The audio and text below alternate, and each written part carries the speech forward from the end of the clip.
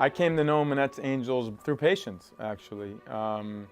When we started our practice about 12 years ago, we were introduced to Minette's Angels through patients and patients letting us know, and then through the community. And we have so many patients that attend the charity events and are part of the wonderful group that continues to do amazing work. So that's about 12 years now. Organizations like Minette's are, I think anything that helps with breast cancer awareness is extremely important and imperative. And it's nice to have organizations that are local.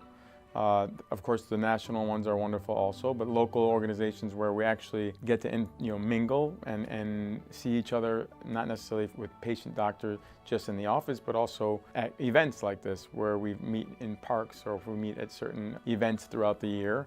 And I think it's just about awareness, really just making everybody aware that we're here, making patients aware to go get their mammograms, and just about everybody knows somebody that has been diagnosed or treated for breast cancer. So it's nice to know that we have support. Our focus has always been breast cancer reconstruction.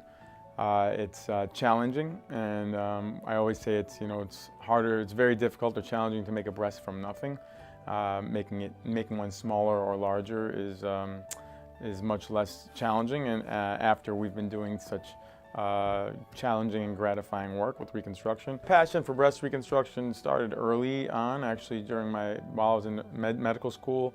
Someone very dear and near to me was diagnosed with breast cancer, and I really enjoyed learning more and more about the process. I ended up choosing the reconstructive side of it, but there's so much overlap, and we work so closely with the breast cancer centers. That's how I ended up focusing on. I think it's important. It's important to be active, active in our communities in general. Sometimes it's hard, it's hard for people to come out of their shell and talk about things that necessarily aren't sometimes the happiest things to talk about, but it's really important to share stories and be as active as possible so that we can not only help ourselves, but help our community and the people around us.